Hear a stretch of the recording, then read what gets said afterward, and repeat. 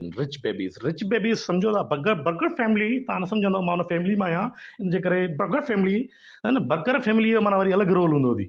उहे शादीअ में दाख़िल थींदी न घणी खिटखिट कंहिंसां न कंदी माना हुनजो हिकिड़ो लेवल अथई लेवल आहे स्टैंडर्ड अथई हुननि जो ऊचा उअं ई हूंदनि मां वांगुरु कारा पोइ बि लेवल थी बाबा लेवल आहे लेवल हा लेवल खे वठि लेवल सां ईअं हूंदो अथई चकर माना इहे इज़त सां अची माना कोने में वेहंदई हिकिड़ी कुंड में माना वेठियूं चार पंज इहे रिच बेबीज़ बर्गर फैमिली इहे वेही वियूं न हर शइ खे माना अधु अधु खाईंदई बुख कुतियारी हूंदनि पर स्टिंडूं काॾे वञी ऐं मेकअप लॻल आहे हेॾो घणो खाईंदा त लिपस्टिक ड्रई कननि ते हली वञे त पोइ हिननि जो वरी मेन रोल वरी माना थोरो थोरो खाईंदई अचे वठो न अदी बिह टेस्ट कयो न बिहनि हेतिरो बिह आहे मां जो भोसड़ो हिकिड़ो तोखे सॼो काकड़े में बिह था ॾियूं थोरो त खा न न न हे पोइ टटेल आई आहे शादीअ में हे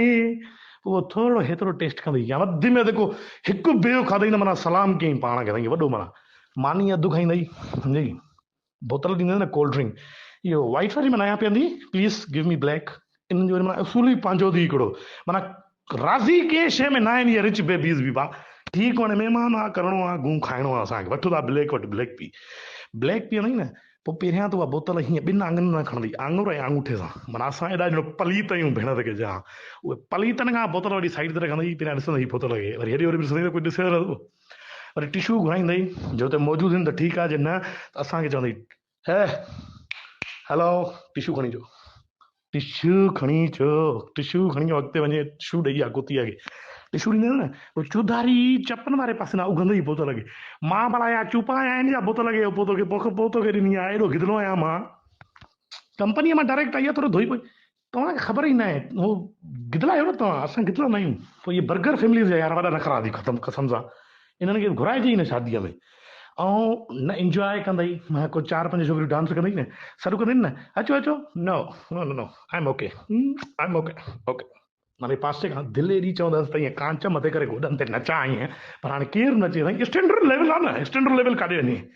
पोइ इहे बर्गर फैमिली जी बि वॾी बढ़त आहे कसम सां सहकाए छॾियो अथऊं असां वरी मसइलो इहो आहे त असां जहिड़ा माण्हू माना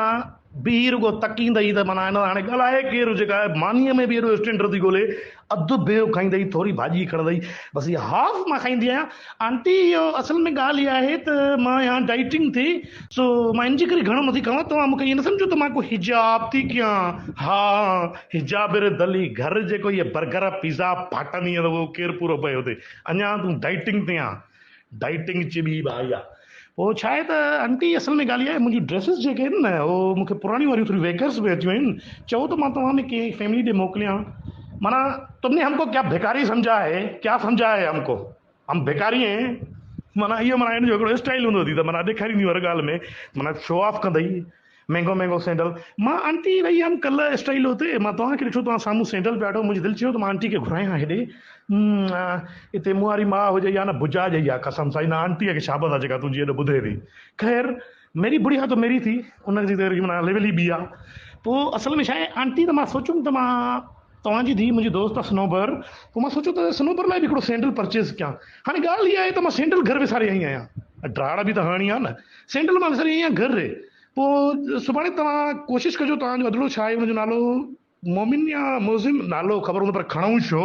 इज़त एॾी छो ॾियूं हुन छोरे खे पोइ हुनखे मोकिलिजो मां हुनखे सैंडल ॾींदुमि हाणे वरितो हूअं बि कोन हूंदई